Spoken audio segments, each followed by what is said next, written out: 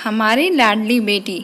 पारिवारिक कहानी। शाम को आते हुए राशन लेते आना और हाँ, मुन्ना के स्कूल में फीस भरनी है, उसके लिए पैसे देते जाओ। बीबी की इस मांग पर जेबें उल्टी करके दिखाने के सिवा बड़े के पास कोई दूसरा उत्तर नहीं था।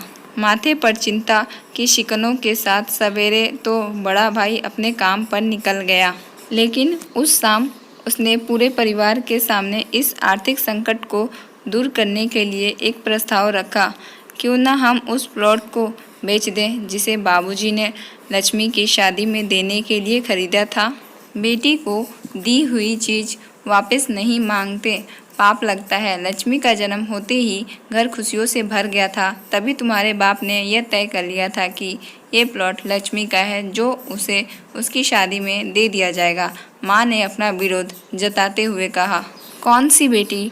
वो बेटी जो प्रेम विवाह कर घर की इज्जत को खाक में मिला गई और पिताजी की अंतिम यात्रा में भी शामिल ना हुई।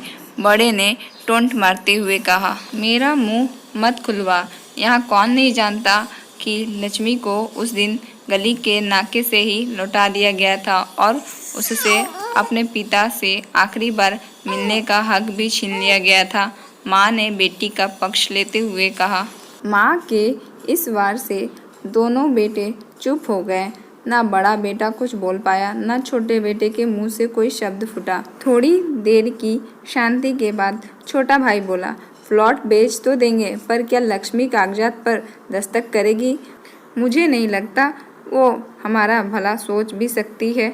आखिर है तो औरत जात, पुरुषों की परिस्थिति कैसे समझ पाएगी? काफ़ी वाद विवाद और सोच विचार के बाद सब इस बात पर सहमत हुए और पड़ोस के मोहल्ले की लक्ष्मी की दोस्त को बोलकर लक्ष्मी को घर आने का न्योता दे दिया गया। अगले दिन सुबह से गली के नाके पर खेल रहे बड़े भाई के लड़के की बुआ आ गई की आवाज़ सुन घर वाले चौकन्ने हो गए। दोनों भाई मन में द्वेष और नफरत के साथ उनको कैसे घर में आने के लिए कहे, इसी दुविधा में थे। वह कहते हैं ना, ज़रूरत के वक्त गधे को भी बाप बनाना पड़ता है। उसी कहावत के हिसाब से दोनों भाई बहने से बात करने के लिए तैयार हुए। दरवाजे पर जब बेटी और दामाद ने पूरे 7 साल बाद कदम रखा तो माँ की आंखें भर आई और दोनों को बड़े प्यार से घर के अंदर लेकर आई। बेटी और दामाद भी माँ का इतना स्नेह देखकर भाव विभोर हो गए। शाम को साथ में बैठे बेटी दोनों बेटों और दामाद के आगे हिचकिचाते हुए माँ ने ही प्लॉट का मुर्दा उठाया। लक्ष्मी को थोड़ा अंदेशा था कि कोई बड़ी बात होगी।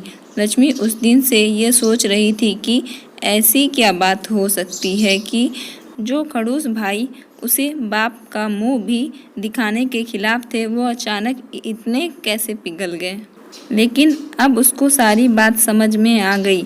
लक्ष्मी ने तिरछी नज़र से पति की तरफ देखा और वह बोल पड़ा, देखिए माँ जी, शादी से पहले जो कुछ आपका था वो आपका ही रहेगा। ना उस पर मेरा या लक्ष्मी का कोई हक था, ना है, नहीं भविष्य में हम मांगेंगे। इसलिए आप निश्चिंत होकर उस प्लॉट के साथ जो करना है कीजिए। आप जहां कहेंगे हम वहां साइन कर देंगे। सुबह से अपने जीजा से नजरें चुरा रहे दोनों भाइयों ने अब अपने जीजा को अच्छे से देखा। सुबह प्लॉट के कागजात पर बहन के दस्तक लेकर काम खत्म ही किया जाए, यह तय हुआ। सब इस मीटिंग को खत्म कर उठ ही रहे थे कि टीवी पर अनाउंसमेंट हुआ कि आने वाले 21 दिनों तक देश में लॉकडाउन लगाया जा रहा है। लक्ष्मी के पति ने फोन पर बात करने के बाद कहा, अब हम क्या करेंगे? लक्ष्मी, कल की बस भी रद्द हो गई है और 21 दिनों तक कोई बस नहीं है। हम तो फंस गए। इस खबर से दोनों भाई बहुत निराश हो गए, क्योंकि एक तो उनकी आमदनी कम थी और 2 लोगों का और खाने पीने का बोझ बढ़ गया था। लेकिन माँ अंदर ही अंदर खुश थी, क्योंकि इतने वर्षों बाद घर वापस लौटी बेटी इसी बहाने कुछ दिन आराम से उसके साथ रह पाएगी। दोनों भाई छुट्टक सब्जियां और फल बेचा करते थे। कुछ दिनों में ही लॉकडाउन के चलते और कोरोना वायरस के चलते लोगों ने उनसे सब्जियां और फल खरीदने बंद कर दिए।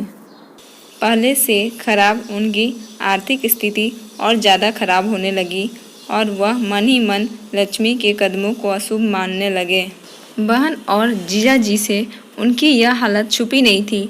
लक्ष्मी के कहने पर उसके पति ने दोनों भाइयों की सब्जी और फल की रेडियो पर लोहे की रड और जालियां फिट करवा दी। बाजार जाकर दोनों के लिए कैप, हाथों के दस्ताने और थोक के भाव से सब्जी और फल खरीद लाए। दोनों की रेडियां अच्छे से तैयार कर फल और सब्जियां ढक कर दोनों भाइयों को टोपी और दस्ताने देकर जीजाजी ने उनसे कहा, एक बार इस तरह से धंधा करके देखो, शायद आपका मुनाफा बढ़ जाए।